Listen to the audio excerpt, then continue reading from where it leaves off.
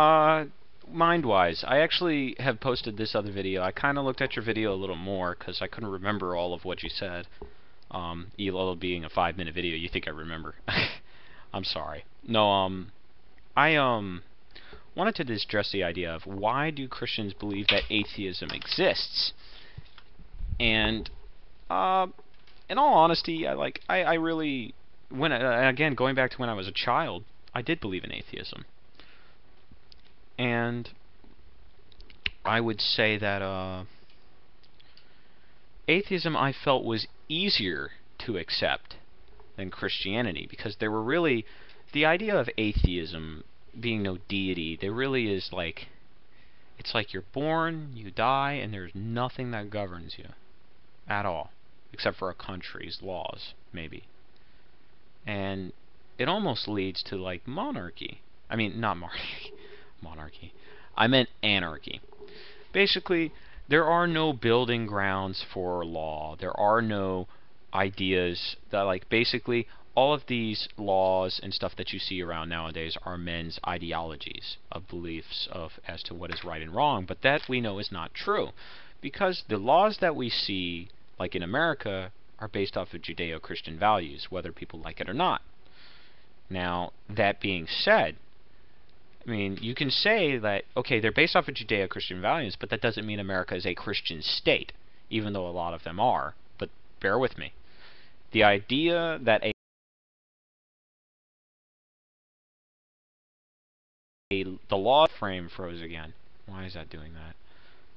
The idea that a country is based off of the laws of a certain religion, I say, are not necessarily bad, unless they're racist, discriminatory, or prejudice.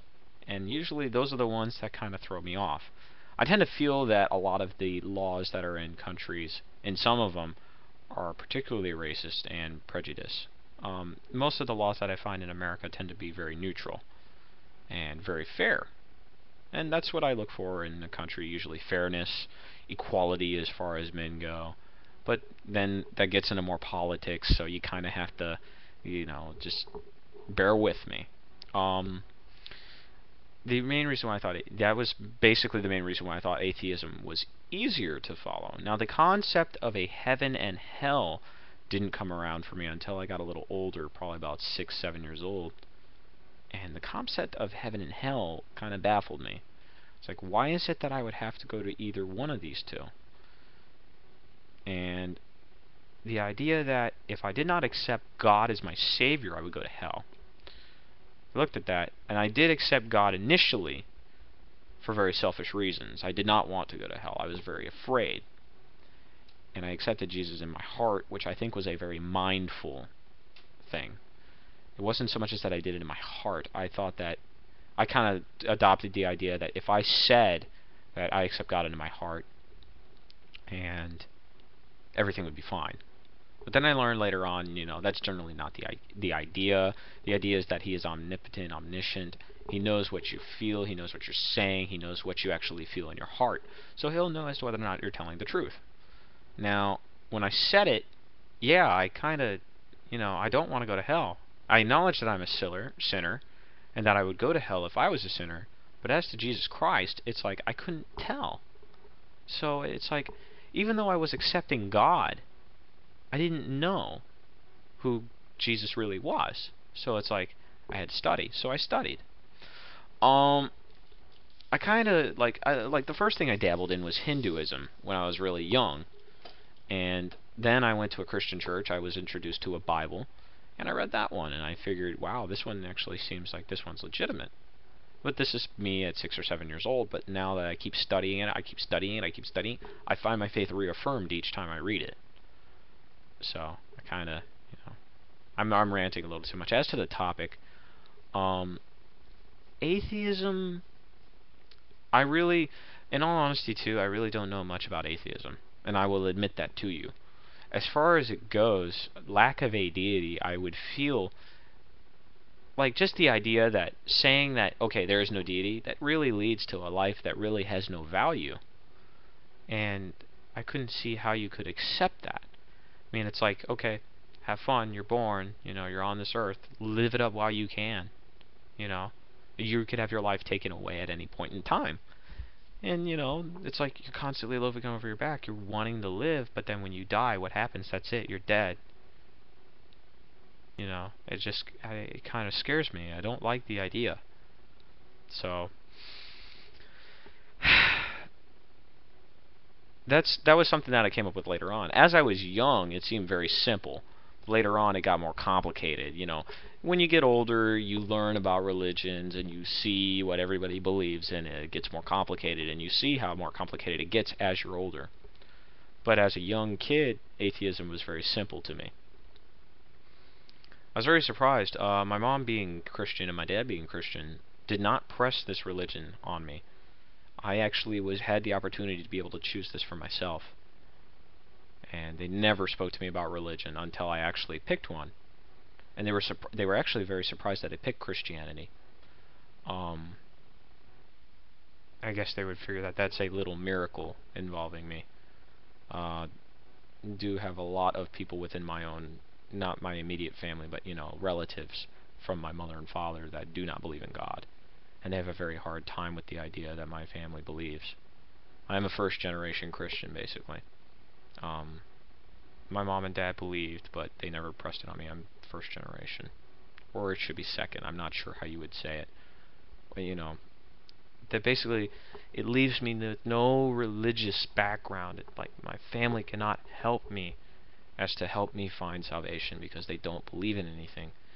Except for my mother's side, which tends to be very Roman Catholic, which is closely related to what I believe. But, you know, some of the rituals that they do, I don't necessarily believe in. But, you know, and I don't quarrel with any kind of atheist either, unless they attack me, like, outright, or attack the Bible outright, which pisses me off.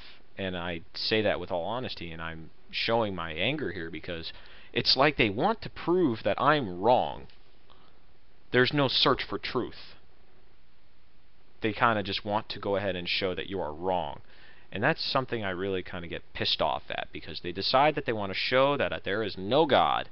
They are so sure of it that they have to show me at all costs, that they are willing to lie to me about the Bible. And I can't understand why it is they would lie to me, because I've read the Bible and I know whether or not they're lying to me. So, and I've had atheists blatantly lie to me, and it really kind of ticked me off. So I'll just leave you with that. In all honesty, if you're an atheist, I do apologize if anything offended you. I don't seek to offend. I just am I find the issue to be very pressing, and, well, depressing for me, because I used to think like that, and it made me very upset later on. I was glad I was saved, basically. But why atheists exist is because accepting Jesus, I don't believe, is really that easy, especially if you have a weak will. If you really wanted to accept God as your Savior, but you're kind of fickle about it, you're going it's going to be hard for you to do it, because you just won't have the determination. Yeah, this video is going on too long. I'm sorry I've done 2 responses to quicken this up. But basically, you know, it takes a lot of will to conduct some of these things that are in the Bible. Keeping the 10 Commandments, the man that keeps the 10 Commandments loves me, is what it says in the Bible. Not necessarily to gain your salvation, but if you keep them, they're a good guideline for your life. Because guess what? Some of this stuff, if you do it, there are very harsh repercussions that come from it. Killing a man will leave you psychologically wounded. Committing adultery usually means that a man will be pissed off because you slept with his wife, and you might get shot.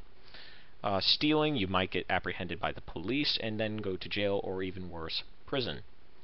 So the idea of these laws these 10 Commandments is to not only be a guideline as to maybe how you should conduct yourself in your life, but to show the fact that you are a sinner and that you need salvation and you need to believe in Jesus Christ. So I'll leave you with that. In all honesty, like, I'm not mad at any kind of atheist for believing in what they believe. So peace be to you.